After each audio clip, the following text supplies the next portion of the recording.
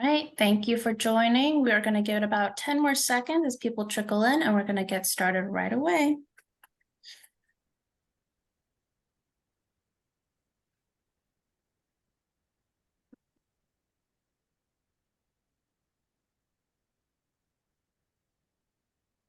Hey, let's go ahead and kick this off. So welcome to Apollo's Nonprofit Bites and Insights. These are our webinar series that are tailored to nonprofit professionals, and we have speakers and experts from all different industries that have come to share their knowledge and insights with you all. Today, we are focused on AI for Microsoft users. We have two amazing speakers from RSM. But really quickly, for those of you who didn't join us for our first session around an introduction to AI, the speakers there did a fantastic job just giving some background on AI. What is AI?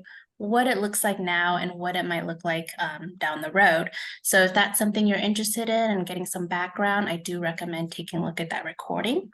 That is already up on our YouTube channel as well as our website. Last week, we did have to reschedule our ChatGPT's session, but that has been rescheduled for next Tuesday, and I will be sending some updates on that soon. So like I said, today we're focused on AI for Microsoft, and then next week we're going to wrap it all up around AI in Google. And just as a reminder, for those of you who attend at least 2 out of the 4 webinars, you're going to have an opportunity to opt in to enter a drawing where 3 lucky nonprofits will get a 1-hour AI consultation session at no cost. We have volunteers who are ready to offer some advice and guidance specifically around AI and what you can do in your nonprofit at this time to help improve some of your workflows. So before I turn it over to our speakers, a few housekeeping details. We are recording this webinar and it will be uploaded to our YouTube channel as well as our website.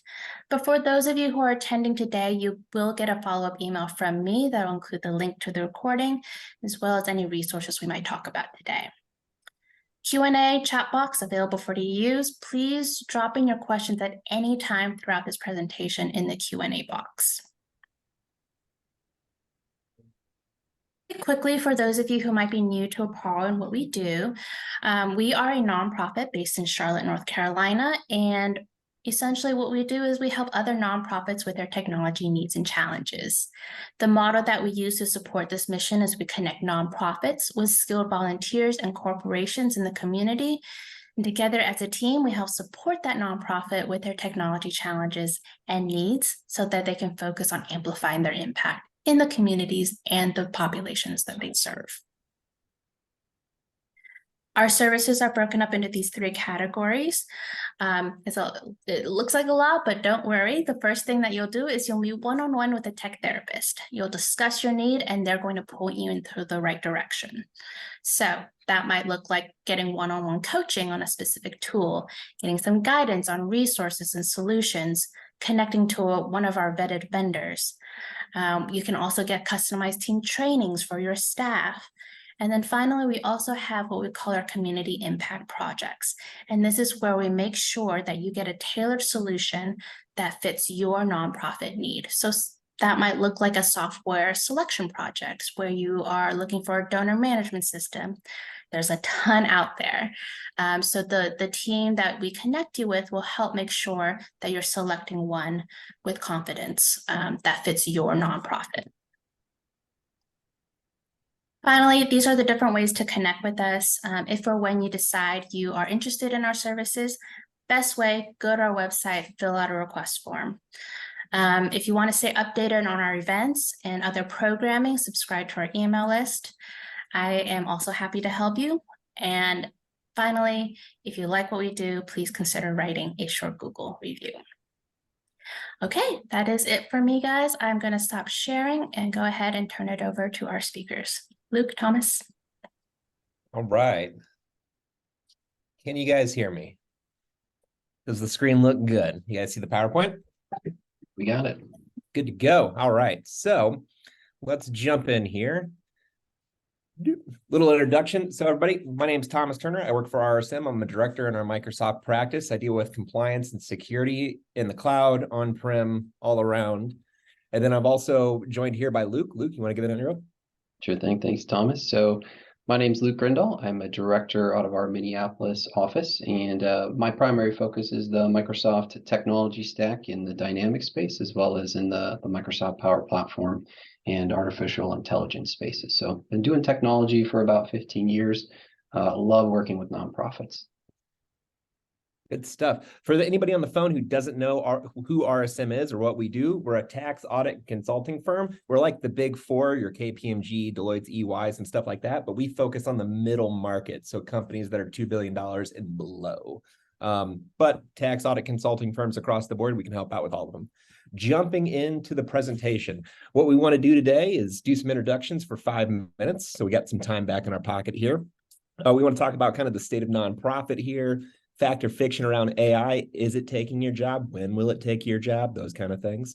And then some real world examples of what's going on here. So like Dynamics Copilot in marketing, what is Bing Enterprise Chat and how does it work? Power Virtual agents and so on. And then rolling it into that Q&A session. Like we said in the beginning, if you have questions, throw them in the chat window and we'll try to knock those things out right at the end of the conversation here.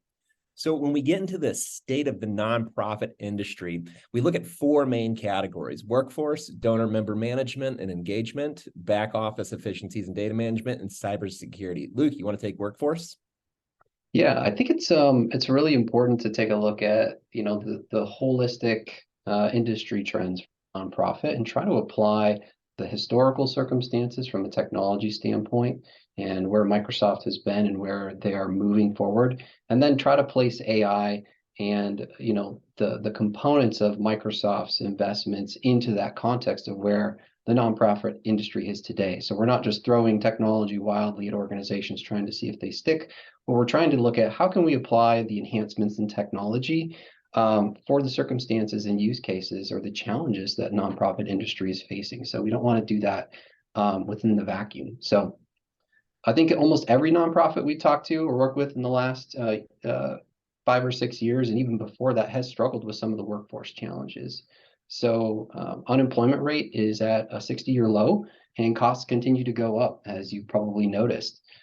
Just from an industry and historical context, nonprofits tend to have underpaying compensation rates, and they just can't compete some of the times with what we're seeing in the business space or in other industries. So in particular, they struggle on the technology front, capturing and holding on to individuals with strong technical backgrounds.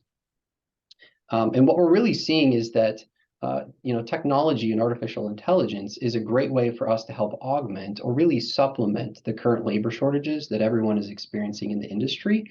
And we're talking about supporting that through supplementation and augmentation. We're not talking about necessarily replacing that. And we'll discuss that a little bit further on in the presentation as well.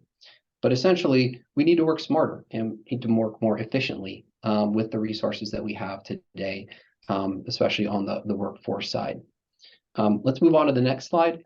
The other macro thing that we have seen within the nonprofit industry is that really donor engagement has dipped a little bit. With some of the economic slowdown, 2022 was really one of the only few years where we've seen in the past decade the number of dollars contributed to nonprofits actually decreased year over year. And this was somewhat of an unusual year, just because it's not something that we've seen historically. But what we're seeing overall is that there's been just less engagement year over year, which is very atypical. And you can even see it on the smaller side. So with our micro and small donations, those are the ones that took the most significant impact as far as less year over year giving and donations and contributions to nonprofits. And it's something that we want to track and continue to monitor throughout the upcoming years as a macro trend, just to see if we will continue to see that smaller end drop off as far as how they're giving or donating to nonprofits.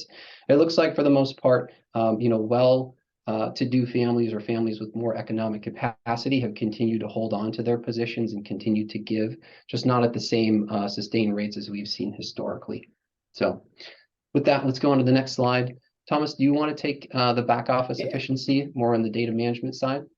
So back office efficiency and data management, when I think of that, I think of how much time are we spending chewing through our data so it makes sense to us and we can actually make decisions off of that data. And that's a huge thing. When I think of data, think of like a bunch of Legos, and all those Legos are just in a big pile right now. We can sort all those Legos into their different colors and different blocks, but that still doesn't tell us what's going on with the data. When we take those Legos and we actually build them into a house, we can look at that and now we have a picture of what our data is doing. And these tools, these AI tools, can really help out with that. So we're going to see some demos here in a few minutes of how Excel can look at an entire data sheet and then give you trends and analysis off that data sheet. So you're not having to sit there and wait for a data analyst, an intern, or something like that to kind of figure out what trends look like. You can just ask ask Copilot what those trends look like. When I say demo, I mean video. Microsoft doesn't know when the stuff's coming out yet, so just clarification there. Other things that can help out with here are just improving your back office functions. Having Bing Enterprise Chat draft emails for you, draft replies for you, draft proposals for you. When people think about this stuff, they go, am I going to get replaced? Is this going to replace me? And you have to kind of think about, like, did a calculator replace a mathematician? No, it didn't replace them. It made them more efficient. It made them faster. Think about these tools as in that mindset, in that context. How many times have you pulled up in a Word document or pulled up in a PowerPoint, and then you're like, I need to build a PowerPoint, I need to write this document, and you just have nowhere to start, like that writer's block's there.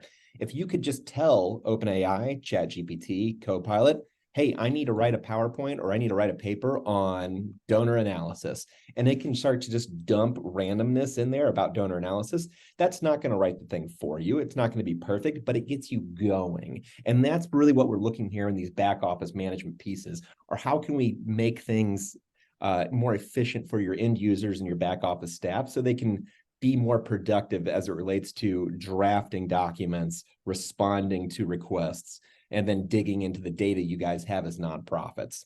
And then the last piece of this, and the one that's most dear to my heart, is cybersecurity.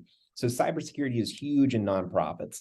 And the problem is that a lot of nonprofits just don't have the money to spend on cybersecurity like you would if you were in a big, corporate 100, corporate 500 type industry. So when I look for nonprofits, I kind of try to break it down into a few different categories. Data breach and third-party vendors. What would you guys do if your data was breached? How are you protecting that data? How would you respond to all of your donors if that data was stolen? So kind of working through a lot of that stuff. So if it does happen, we're not trying to figure it out on the fly. Phishing and email schemes, schemes have been out forever, just going and clicking on emails to have people log into incorrect websites or malicious websites is a big thing. There's a lot of time and effort you guys can put into cybersecurity, but the easiest way to break into a corporation is just to do some LinkedIn research and then start sending very targeted emails to certain people in the company to get information or to have them log into fake websites that allow us to grab your credentials so then we can log into your environment. So doing small things like security awareness training, enabling multi-factor authentication are huge pluses for really remediating or limiting the risk there. When it comes to like malicious software and malware, Microsoft's Defender for Endpoint product provides real-time application inventories and vulnerability scans of all your endpoints. So at any given moment, you'd be able to tell like Security Copilot in the future, what's my biggest risk to the organization from an IT security standpoint? And it's going to be able to crawl through all of your servers, your data, and your endpoints and start pulling out, known pieces of exploitable software in your environment that probably just need to be patched, and they weren't patched because IT is getting to it. It was missed in the last patching cycle, things of that nature. And then just natural disasters in general. If you're in Florida and your data center's in Florida and it's all sitting in Florida, that's great until Florida gets hit by a hurricane that knocks it offline. So ensuring that, you guys can recover data in time. And the biggest component of this here is, does what IT can do and does what the business think IT can do align? Because IT might go, oh yeah, that system's being backed up. Well, we back it up once a day. And we can recover that system. It might take a week to recover it, but if we're backing up our system once a day, we have a recovery point objective of 24 hours. And then if it takes a week to get it back up, that's a recovery time objective of, 7 days, where the business might think, well, I need that application up today, and I can't lose more than an hour's worth of data. So ensuring that what the business thinks IT is doing and what IT can actually do as it relates to disaster recovery and business continuity is a huge thing, just to help get off the ground. And it doesn't cost any money to have those conversations to ensure that we're not going to have any surprises if there is some type of outage. And that's kind of it for the big four right there. So let's jump into what this kind of means for nonprofits. Recession is likely, but we don't think it's going to be deep. Looking at RSM's forecasts, the Fed is trying to make it harder for businesses to do business, so they can increased interest rates. And now money is not very cheap. We don't think this will happen for a very long time, and we think it'll start coming back. Lower household incomes across the board. So people are just giving less. Luke was talking about earlier.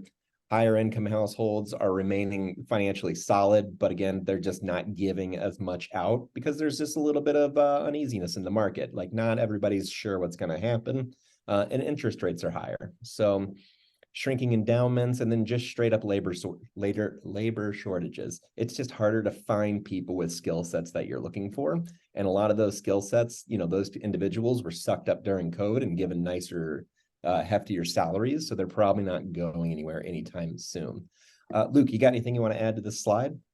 Yeah, I think a couple extra points here just to touch on. So for number 4, what we've seen is just endowments year over year are down 16%. This has to do with a little bit of that hesitancy related to the recession. Economically, there's just less cash within some of our philanthropic organizations that are looking to pour money into small business startups and other organizations. So we think that this is somewhat cyclical, and there will definitely be an impact. We've probably seen it throughout this calendar year, likely into the start of 2024.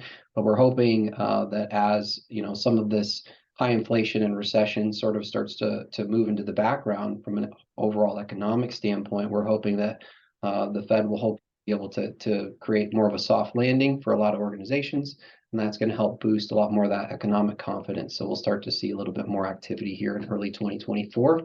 And then lastly, just on that labor shortages thing, I think the strategy that we're trying to communicate to a lot of nonprofits today is that if you've been holding off on hiring because you think it's going to get easier, I would say don't hold off. We think organizations need to adapt to the new normal in that war for talent, and really tap into their culture and their mission to capture the current workforce.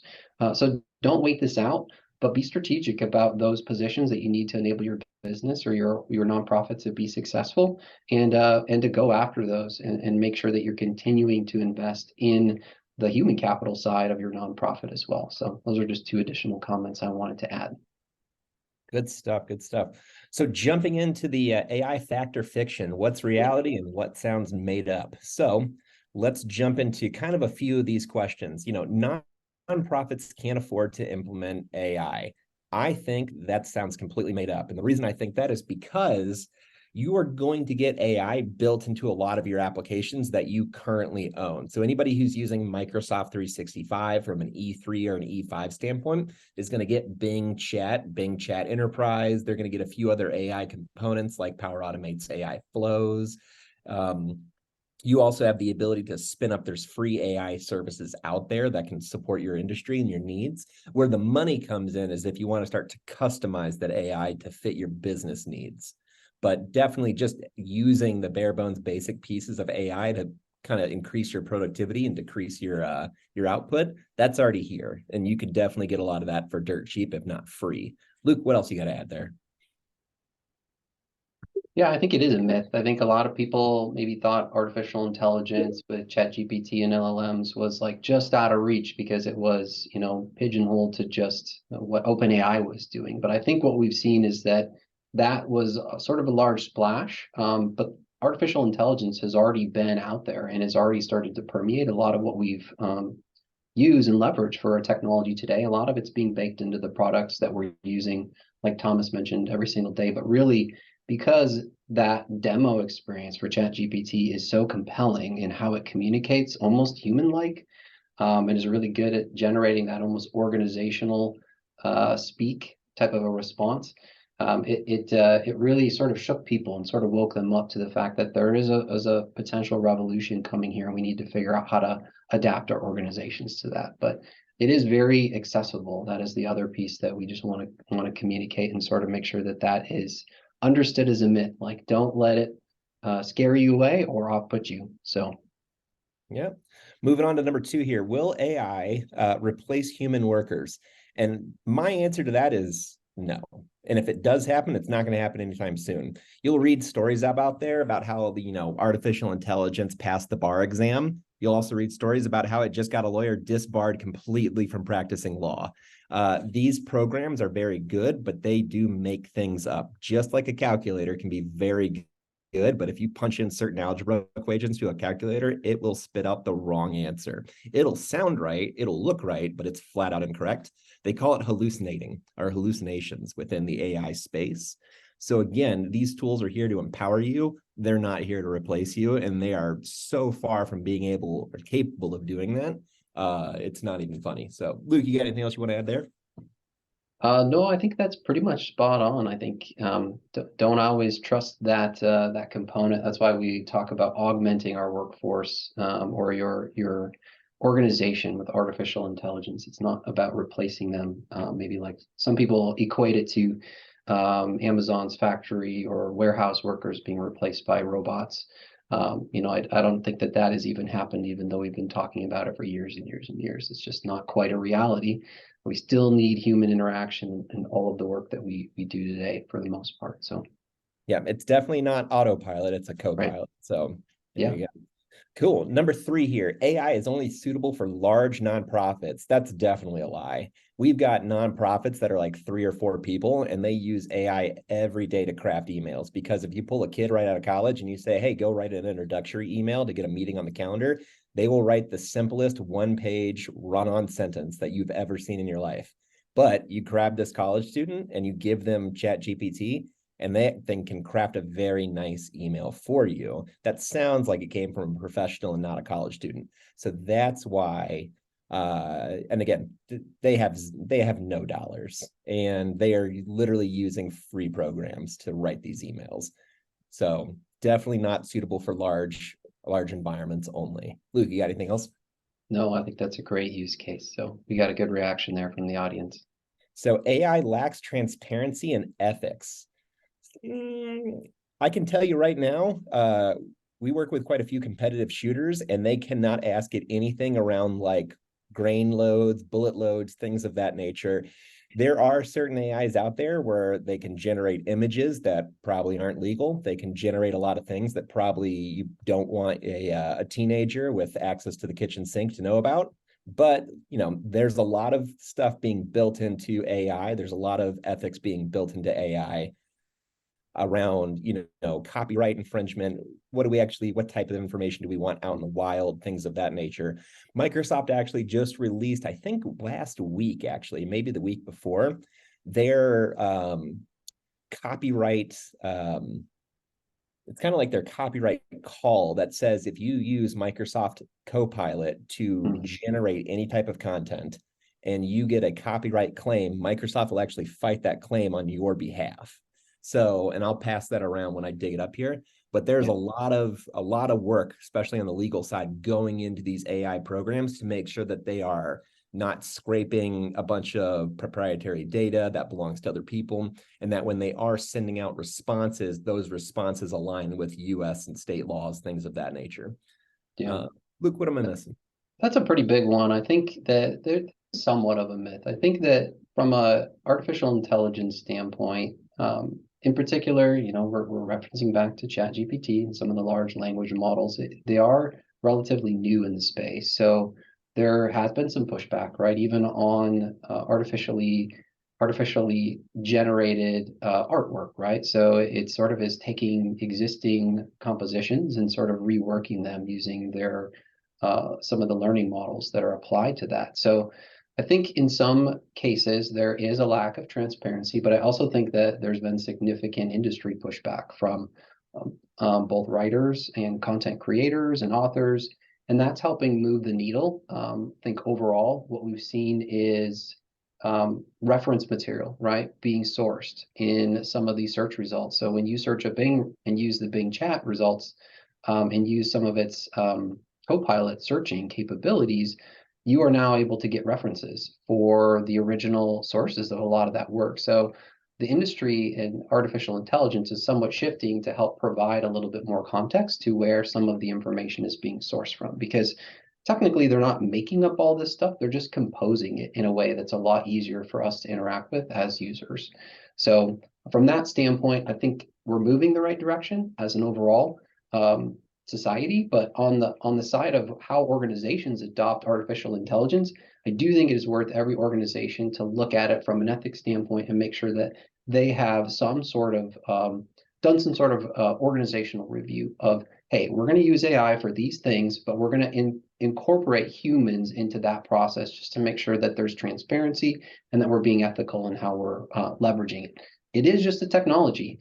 It matters how we apply it to our workforce and what type of oversight we put in ourselves. So keep that in mind. Good stuff. And the last one, ChatGPT is the most useful AI tool right now. I would say it's the most well-known AI tool right now. But again, these things hallucinate. They can be useful, but they can also be very detrimental. So I would definitely say it is a useful tool. It's the most well-known tool, but there are other tools out there. If you scour LinkedIn right now for OpenAI alternatives or ChatGPT alternatives, you will find libraries full of URLs of all these other websites that have different types of unique ChatGPT variants, like that help you write music, that help you write D&D, role-playing games, things of that nature. So, Luke, what you got for that one? Yeah, I think for a lot of nonprofits, ChatGPT is useful to some extent, but because artificial intelligence is a much older, a much deeper science than just ChatGPT, I think there are a lot more mature tools in the artificial intelligence space, in particular just around predictive analytics, which I think is much more applicable to the nonprofit industry, particularly those who are doing fundraising and philanthropy type of activities. You really want to have an AI model that fits the type of constituents that you're working with, and making sure that you are staying on top of those opportunities to maximize some of those donations and some of that philanthropic giving. So those to me are much more useful as far as AI tools for the nonprofit industry. Good stuff. Good stuff. All right. So now jumping into Microsoft 365 Copilot. So for anybody who doesn't know what Microsoft 365 Copilot is, it is ChatGPT, and then ChatGPT OpenAI, they took that and they slammed it into Microsoft Office. So they literally took what you get with ChatGPT and they integrated it into Word, Excel, PowerPoint, Outlook, and so on. And as most of you who work with Microsoft know, their marketing department and naming conventions are terrible. So everything is considered Copilot. And there's about 15 to 20 different versions of Copilot out there. So there's Copilot Security, there's Copilot for Dynamics and Sales, there's Copilot for Power Automate. But this one is for Word, Excel, PowerPoint, the one that the vast majority of end users will use. Now, if you talk to Microsoft, they have no idea when it's coming out. We were over in Vancouver chatting in the Microsoft office last week, asking them, like, when's this going to come out? You guys keep marketing this thing like it's coming out soon. And their response was, we literally cannot rack the GPUs fast enough. They get GPUs from NVIDIA and a few other providers, and they literally just can't order them, ship them, and put them into server racks fast enough to make this thing happen. You'll see that a few companies were offered to pay $150,000 or $100,000 to become kind of guinea pigs for 365 Copilot. And that was literally for Microsoft to go out and buy the GPUs and cram them into a rack for that company specifically. So when's it coming out? Sometime soon, but they don't know. When we look at 365 Copilot, the great things about Copilot are it's grounded in your business data. So if you guys have used SharePoint, OneDrive, Teams, etc., that's where Copilot's pulling its information from. So as you start looking for things and referencing things, it's going to start digging into your own data sets to find that information. So when it comes back with something, it's not coming back with generic responses, it's coming back with responses that are tied to your data sets. Built-in security and compliance. This is a huge one. So as you guys know, based on the questions that you ask Copilot or based on the questions that you ask ChatGPT, you may get different responses for who you are within an organization. So when the CFO goes, hey, what's the average salary of an employee at my nonprofit? The CFO should probably get that response because Copilot has access to the Excel documents and to the databases that have all that salary information.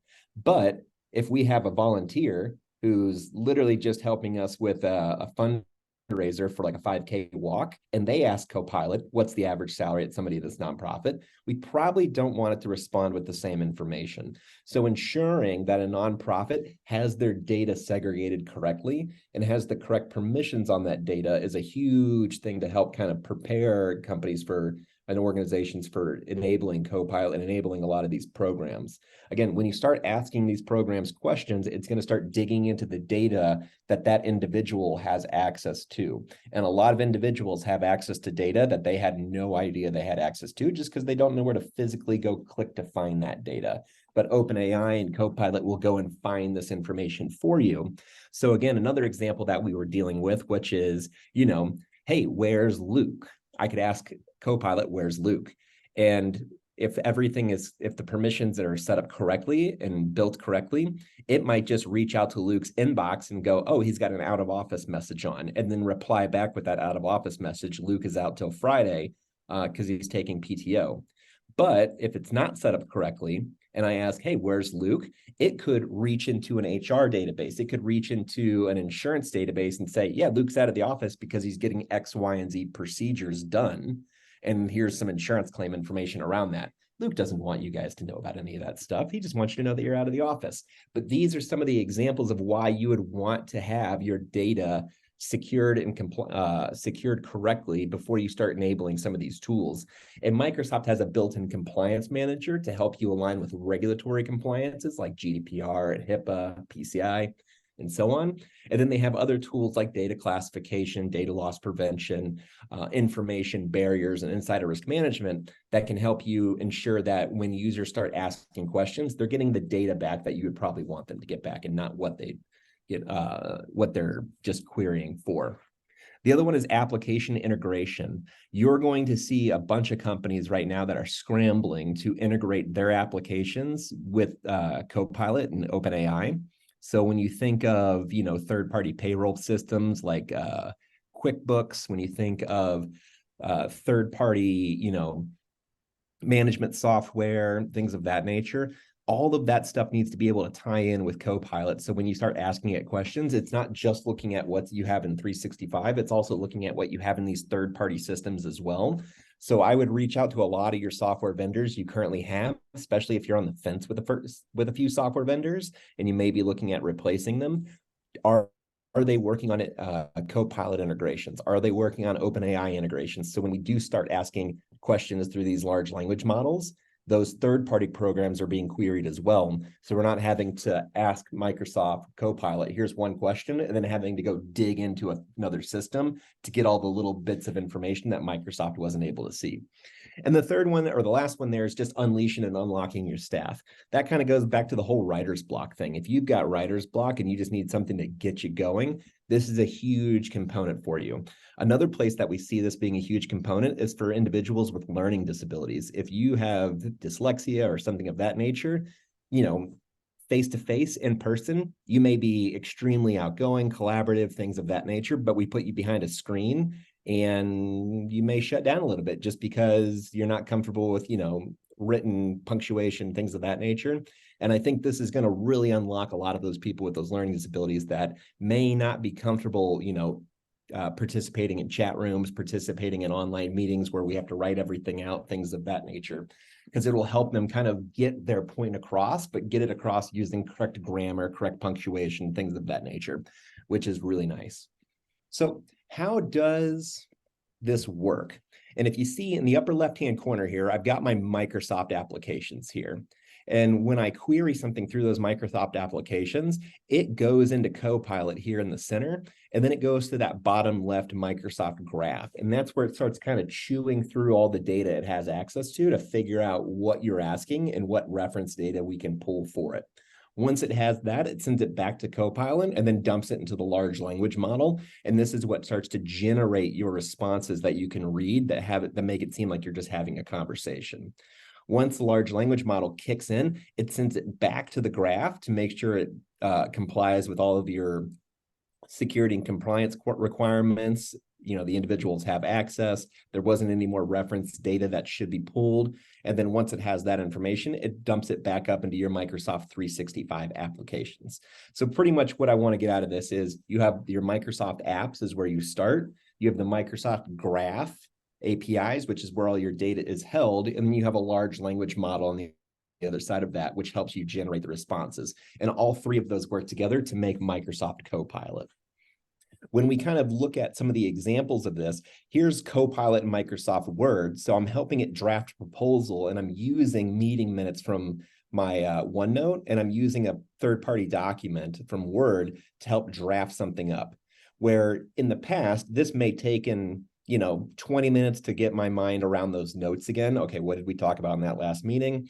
And then another half hour to kind of read that proposal and make those connections between it.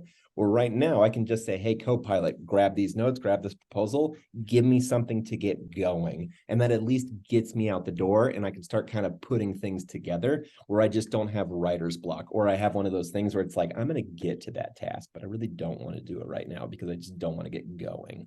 So that's where a big example of where it can help out in.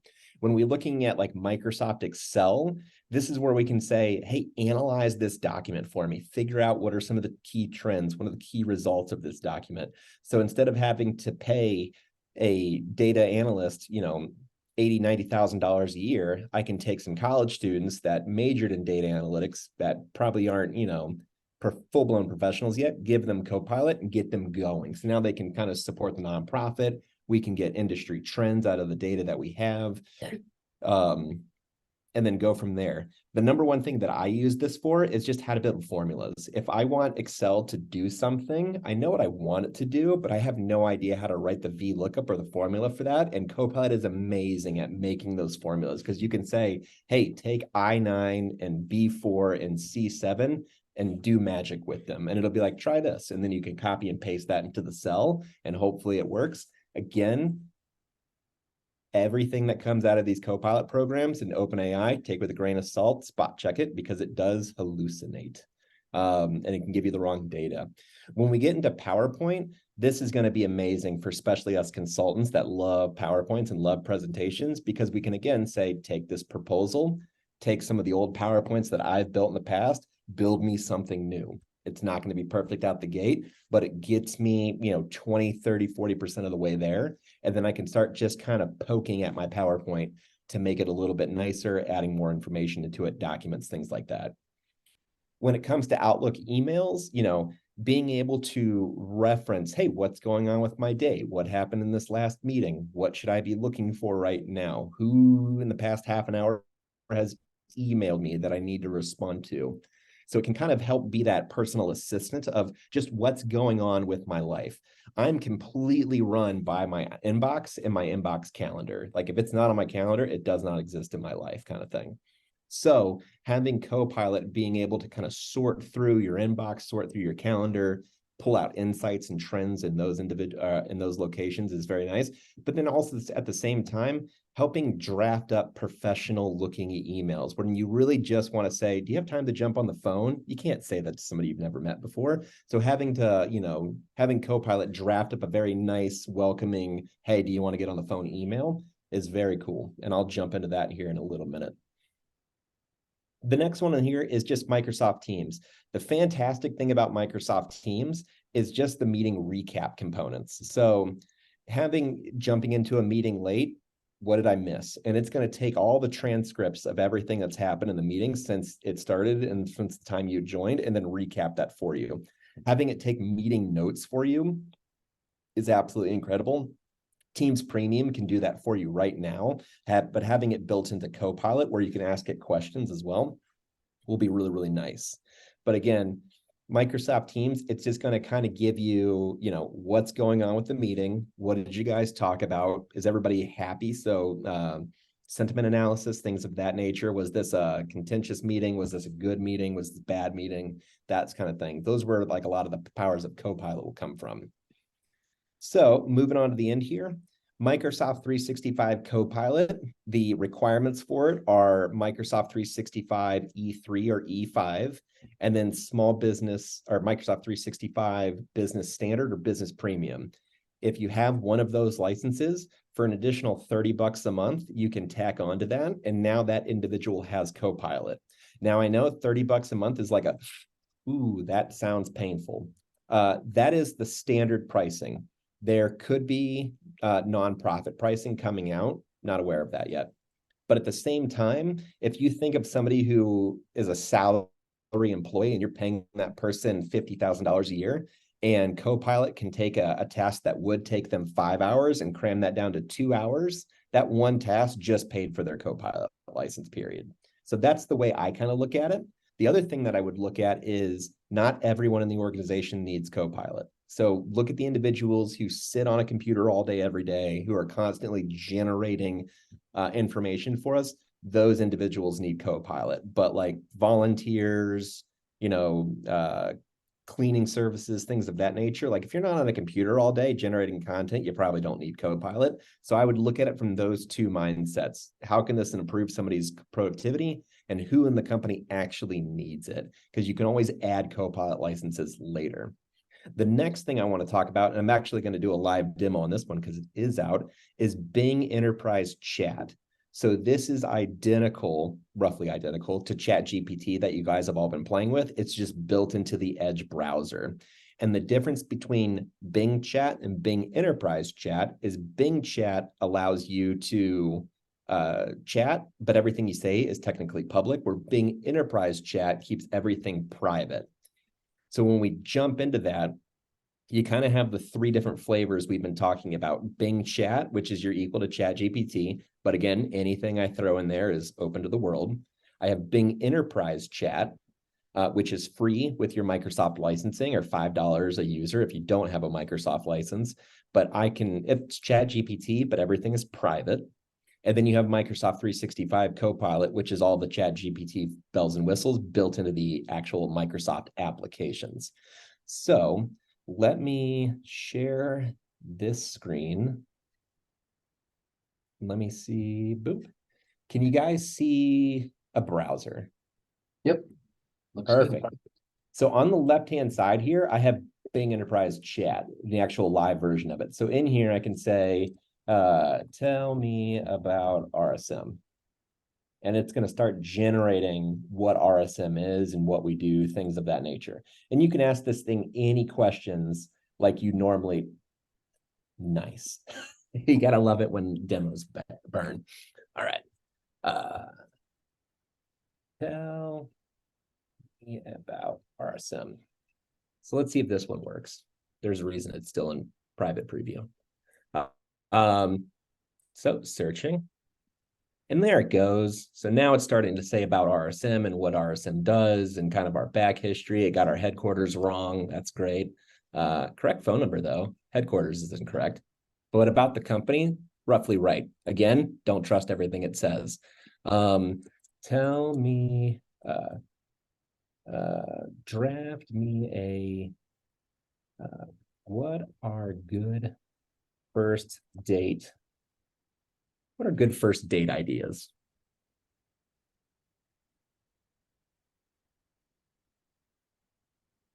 See what it comes up with. Coffee date at a bookstore. All right. And it can keep going. Picnic in the park. Great ideas. So that's, again, ChatGPT. Totally random stuff. Are nonprofits going to use this? Kind of, sort of, because it's fun to play with. But where nonprofits really light these things up are when we jump into the compose piece here. So what do I want to write about? I need to invite a bunch of people to a 5K non-walk. And then, so I just need to invite a bunch of people to a 5K nonprofit walk event. All right. Do I want it to be professional, casual, informational, funny? You know what? I'm going to go for funny. And then it needs to be in a paragraph format, blog post. I'm going to go email, short, long, medium. Let's go long, generate. So again, if I'm a college student, if I'm somebody who doesn't have time, or if I'm just like, I really need to invite all these people to this thing, and I just don't want to write that right now, this is where this thing comes in, because it's generating, again, it's not generating the final thing for you. If you copy and paste this thing into an email, they're probably going to know AI wrote it, but it's giving you the right ideas, and it's kind of building out that component for you. So as I read through this, you know, apparently my event's on October 14th, I think it said. Let's wait till it's done generating here. And it threw in a random nonprofit. So right here, it threw together a pretty large, let's see if I can pull open a notepad or something.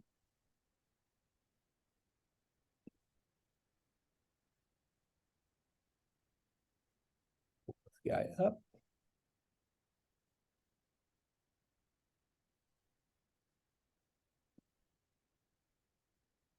So right there, that's the email it just drafted up for me. And that's copied and pasted directly out of ChatGPT or directly out of Copilot. So it said, hey, invite me hundreds of people, Austin 9. So it said it's on October 14th. That might not be right. It said if you need to register, go to this website. That's not right. So what I can do here is I can say, change the date to 10, what did it say, the 14th? I'm going to go 10/19/2023 and then say go. And now it's going to rewrite that email using the correct date. So again, I just said, I got to invite all these people to this 5K walkathon thing. And then it threw me out an email, and I read that email and I went, oh, that's wrong. This is wrong. This is wrong. This is wrong. So then I just go there and I say, this is all the information I want you to change. In this example, is change the date. And then it rewrites that whole email for me with the new date. But at the same time, I could say change the date, change the program, change the location, change all of that, and then rewrite it. And it would rewrite all of that for me, which is really nice.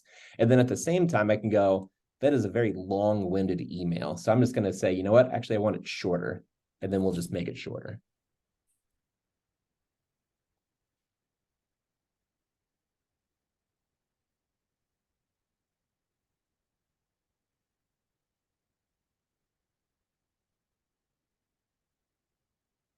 Oops, so let's copy all that, throw it in there. So you have the long version right here, and then you've got the short version right there. And again, if you read it, sounds great, looks like a professional wrote it. And all I did to prompt this was, I need to invite a bunch of people to a 5K nonprofit walk event. So again, very simple prompt, very good responses that just need to be massaged to make what we're looking for reality.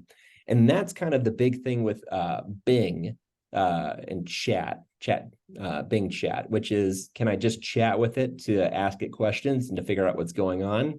Equal to ChatGPT. The enterprise version makes everything that I tell it private, so it's not public. And then the compose feature is huge because, again, I did emails here, but you could do ideas, you could do blog posts, you could do a paragraph format. So this can kind of help you get going. The other component we have here is Copilot Flow. So this can help you build quick automation flows. A good example of a client that just used this is they have a bunch of volunteers that they do not want the nonprofit's email on those volunteer devices. And the volunteers don't want the nonprofit email on their devices to begin with. But we need to make sure that the nonprofits do log into the web, or sorry, the volunteers do log into the web to ensure that they are responding to, you know, all of the emails that are going out for an event. So in that situation, we can say, send me a notification. So send me an SMS, so like send me a text message when my manager emails me. So now I don't have to have anything on my phone as it relates to the nonprofit, but I'm going to get a text message every time my manager emails me to my nonprofit account. So therefore, I'm just getting a text on my cell phone that says, go check your email. And I'm not actually putting anything on my phone, which is nice.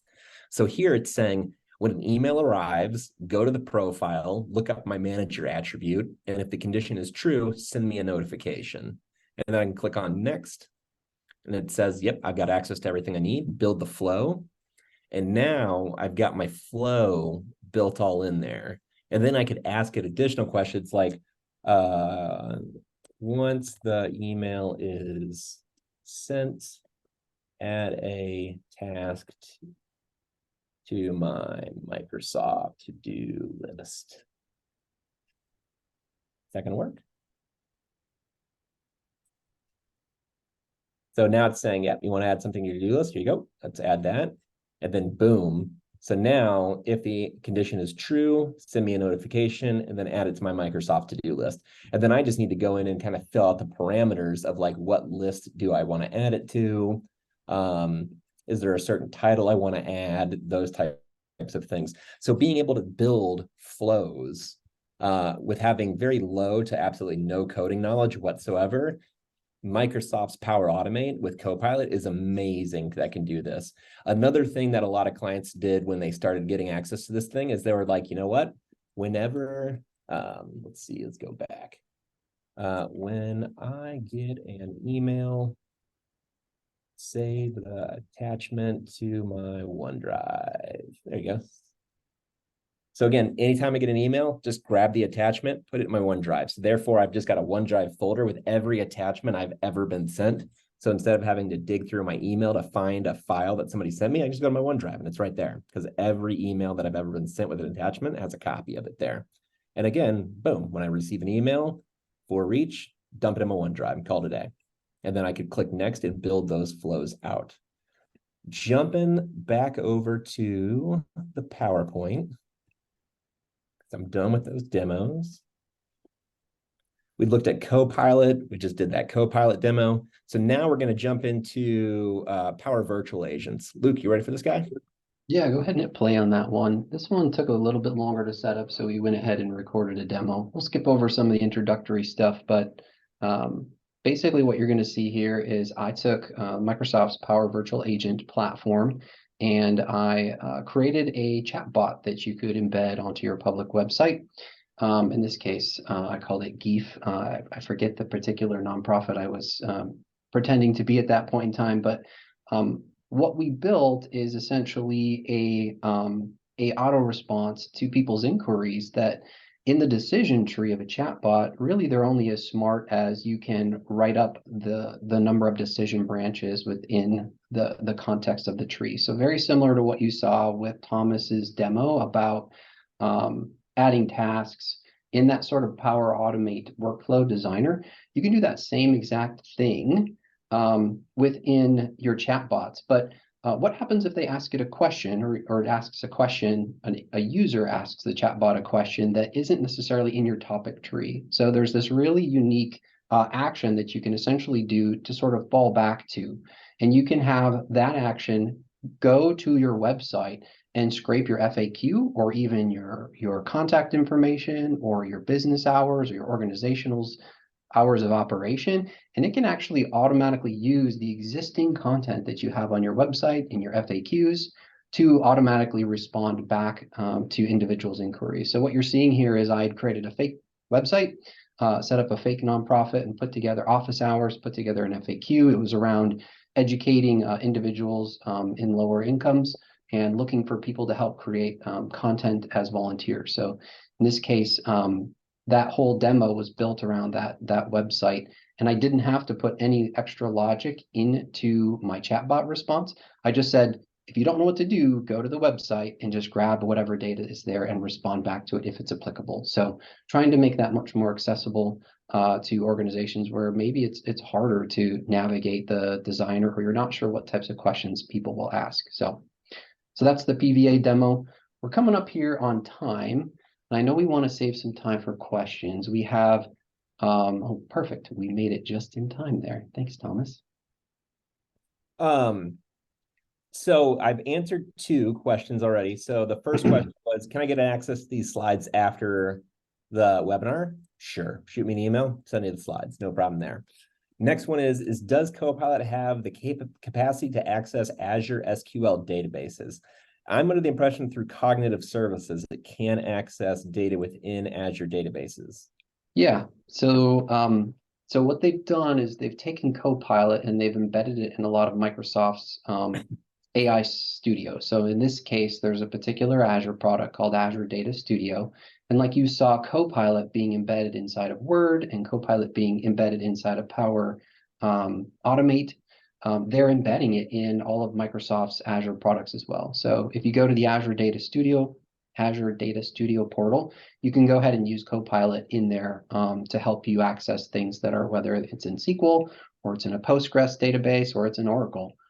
Anything that you could access through the Azure Data Studio that there's connectors for, you can now leverage Copilot to ask it questions about your data or questions about how do I do such and such? How do I solve a particular technical challenge within Azure Data Studio as well? Yep. So next one I got is Copilot HIPAA compliant. Will it be included in their Microsoft's BAA agreement?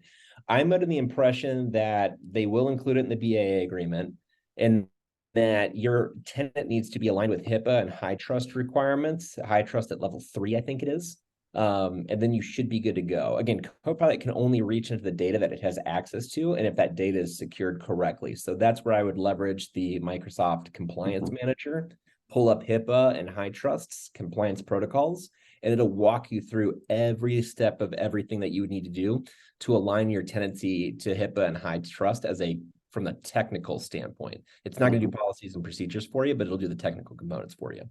But then you should be good to go.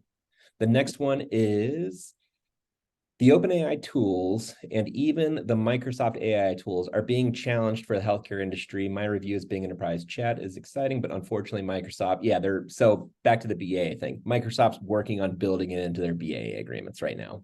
But what I've got is HIPAA high trusted the compliance manager, get your tenancy and get your tenancy aligned, and everything else should work itself out. Because once you're leveraging Copilot and Bing Chat Enterprise, all of that data stays within your tenancy anyway. So the tenancy's technical controls need to be aligned first, and then everything else should tag on top of it. I could be wrong there because a lot of this stuff is very fluid, but that's what I've been told from the Microsoft folks.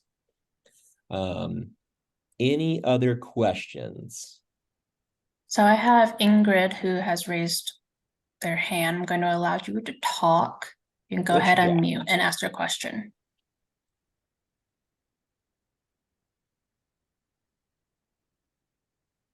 Calm down. Ingrid, did you have your question?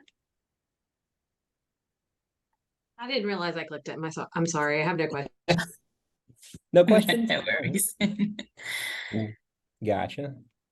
I think one other piece to consider is that all of these services are fairly, out of the box as far as Microsoft's trying to embed it right within the products you have and use today. There is a third, another option there where you can actually leverage the services directly and sort of package them in your own information architecture or your own privacy structure. So one of the ways that we've looked at this for some customers that have more sensitivity to what's being passed in is controlling that gateway into the large language model. So for example, putting together your own application that on the back end uses those Azure OpenAI services, you can then look at the requests that are coming in and determine whether or not you'd want to pass it into the large language model. And the other piece there is if you stand up your own private instance of the Azure OpenAI API, you can also decide to make the content and requests that go into that private as well. So I put a link in the Q&A section in response to your question. There is what's called a architectural reference implementation or a landing place, essentially for composing your own instances of the Azure OpenAI services rather than using some of the out-of-the-box stuff such as the Bing Chat. And that may be a route that you want to go from a healthcare perspective, just so you have full confidence that your data is staying within your compliance requirements. And then again, so piggybacking off of that, there's the Defender for Cloud that's built into Azure, not Defender for Cloud Apps, which is the CASB, but Defender for Cloud that's built into Azure that can look at those landing zones that you're building out and align them to the HIPAA high trust technical framework to ensure that those landing zones are built out. And then it'll give you near real-time reporting on the compliance. I think it updates once every 48 hours, but that's within the Defender for Cloud, which used to be called Cloud Security Center, built into the Azure portal. Cool. What other questions do we have? I got one. This is very next level. Thank you. Would it be possible for an AI specialist to come and do an assessment on how we benefit from the organization? Yeah, so my RSM actually does an AI assessment right now to prep people for Copilot and to figure out what a lot of your use cases are. And we can send out the that offering after this if needed. Yep. Perfect. And then Microsoft has So- incentive dollars too. Great. So we are at time. Thomas, if it's okay, I'll send you an email. If you can send me the deck as well as that RSM information, I can make sure that everyone who attended today get that information. Sure. Other than that, thank you both so much for this amazing presentation. I know my mind is blown. There's a lot to process. So all of you all will get a recording and that slide deck for you guys to process. If there are any questions, feel free to shoot it over to me. We are trying to do more AI things in Aparo. So as many questions as we get so that we know what you guys are looking for, the better we can do to support you. Other than that, thank you all for attending. Thank you all for your time and see you next time. Thanks, everybody. Thank you.